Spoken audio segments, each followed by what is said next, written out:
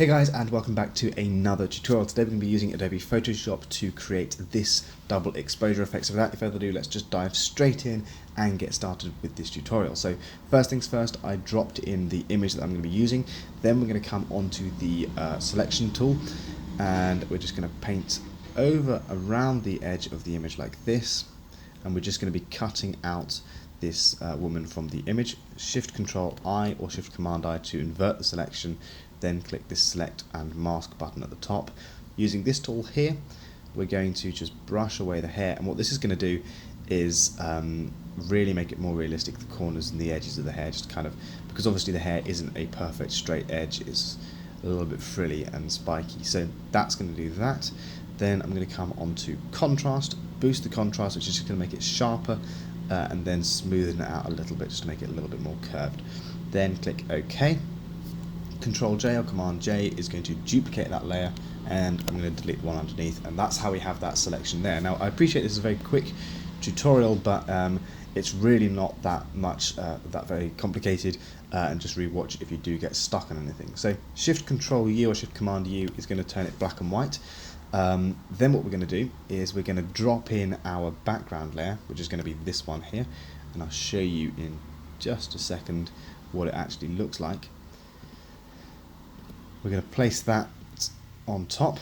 So this is what it looks like. This is the layer I've chosen, and basically you want to choose something with some like cool colors and not too many hard edges, and sort of blends out slightly as well.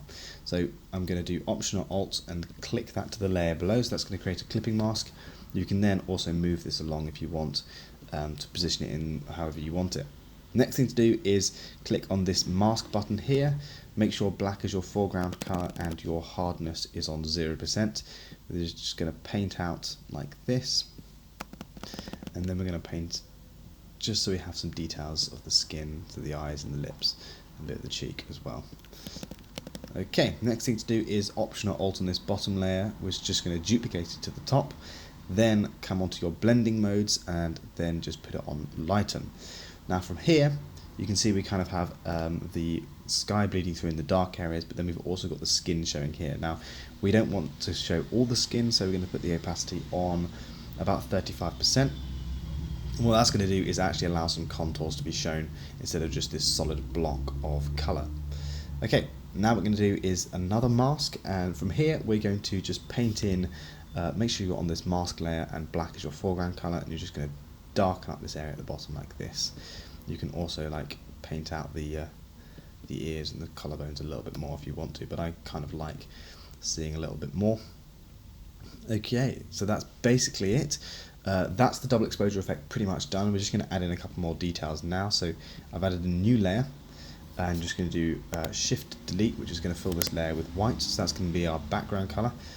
You can also do a new colour like this, which is what I like to do, is click on colour and then use your colour picker tool and pick a sort of pink or blue, whatever colour from your image, and then click OK, and then you can also put the opacity down like this, just to kind of have a faint colour in the background as well, so it blends in a little bit more. So there we go, that is it, that is our double exposure effect done. I am going to put one more effect in just for you guys, just to show you how you can kind of make this layer look more interesting. So that is using these birds. So you can download these birds as PNG on the internet. It's free to download, just search bird PNG, you can find them. Now you can see here I've got it on blending mode color burn. You can try things like overlay, looks quite cool, but I'm going to just leave it as color burn for the time being. Then duplicate this background layer again, clip it to the birds, and then you can put the opacity down a little bit on here. You can put the opacity of the birds down. And you can just mess around with how much of those birds you can see. So that's kind of what I like to do, kind of give it a go, play around, see what you guys can make from this whole thing. So if I change the blending mode to overlay, you can see here it makes a slight difference. So yeah, that's basically what you do for a double exposure effect. I hope this video was useful. I know it was quick. I know I did rush through it pretty quickly, but I don't want to hang around and waste your guys' time. So if you want to understand it more, I recommend you watch this video again.